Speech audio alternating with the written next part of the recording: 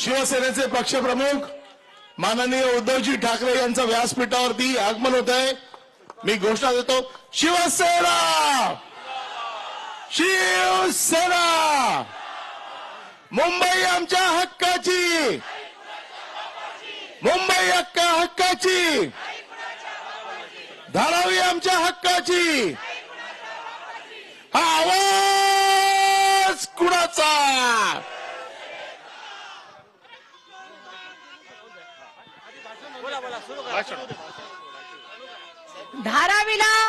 धारावी बनवण्याचं काम धारावीतल्या जनतेने केलेलं आहे।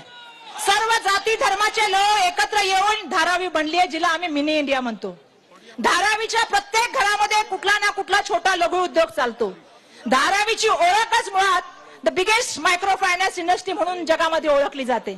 लेदर असेल, गारमेंट असेल, पॉटरी असेल, रिसायकलिंग असेल, स्टील असेल, असे कुठले उद्योग नाहीये जे धारावीच्या घराघरामध्ये चालत नाहीत। त्यामुळे धारावीची ओळख पहिल्यांदा राज्य सरकारने करून घेतली पाहिजे, केंद्र सरकारने करून घेतली पाहिजे, हे मला या ठिकाणी सांगायचंय। आम्ही आज बघत आहोत, मी काल पण विधानसभेमध्ये भाषण केलं आणि मागील काळात सुद्धा मी विधानसभेमध्ये भाषण केलं होतं की ज्या तऱ्हेने आपल्याला मित्राला फायदा पोहोचावा म्हणून टेंडर कसं बदललं गेलं आणि टेंडरच्या माध्यमातून ते टेंडर बरोबर अडाणींना देण्याचं काम त्या ठिकाणी झालं। मधल्या काळामध्ये टीडीआर घोटाळा आला, मोठ्या प्रमाणामध्ये FSI देण्याच्या गोष्टी बोलल्या गेल्या, म्हणजे 7 ते 8 पटीने धारावीच्या क्षेत्रफळावर टीडीआर देण्याचं काम झालं। आणि जसं मी काल सांगितलं की 1 लाख करोड पेक्षा सुद्धा जास्त फायदा त्या ठिकाणी देण्याचं काम झालं। जेव्हा आम्ही प्रश्न विचारतो मग बोलणार की हे लोक धारावीच्या विकासाच्या विरोधी आहेत, यांना धारावीचा विकास नकोय। अरे आम्हाला तर धारावीचा विकास हवाय, पण आम्ही राज्य सरकारकडे ती अपेक्षा करतो की राज्य सरकारने आमची जबाबदारी घ्यावी। तुम्ही SPU मध्ये 80% शेअर तर अडाणींना दिले, 20% शेअर हे जे आहे ते राज्य सरकारकडे। सर्वे अडाणी करणार, त्यानंतर त्याची स्कुटनी अडाणी करणार, त्यानंतर डेव्हलपमेंट प्लॅन अडाणी करणार, त्यासाठी एक स्पेशल पोलीस ऑफिसर देण्याचं काम तुम्ही त्यांना केलेलं आहे। म्हणजे ही धारावी डेव्हलपमेंट ही कोणासाठी चाललेली डेव्हलपमेंट आहे?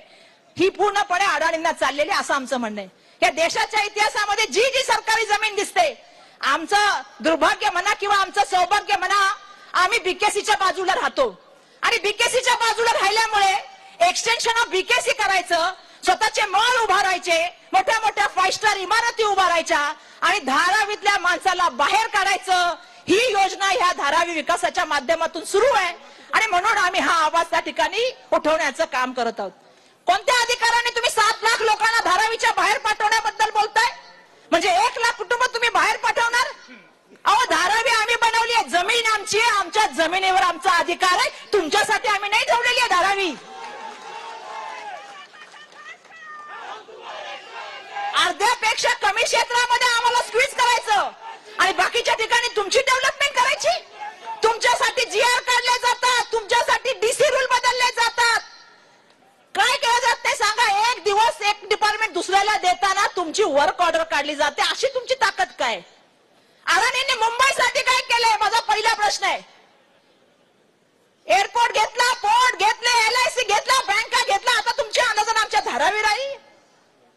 पण तुम्ही, मी सांगू इच्छिते की धारावी तुम्ही समजताय तशी धारावी नाही, एकतेने लढणारी धारावी आहे आणि धारावीसाठी सर्व पक्ष एकत्र येणारी धारावी आहे। जसं असं बोललं, प्रश्न विचारले मी, तर मला तर साहेब कळत नाही, मी अडाणींना प्रश्न विचारते तर भाजप का उत्तर देते?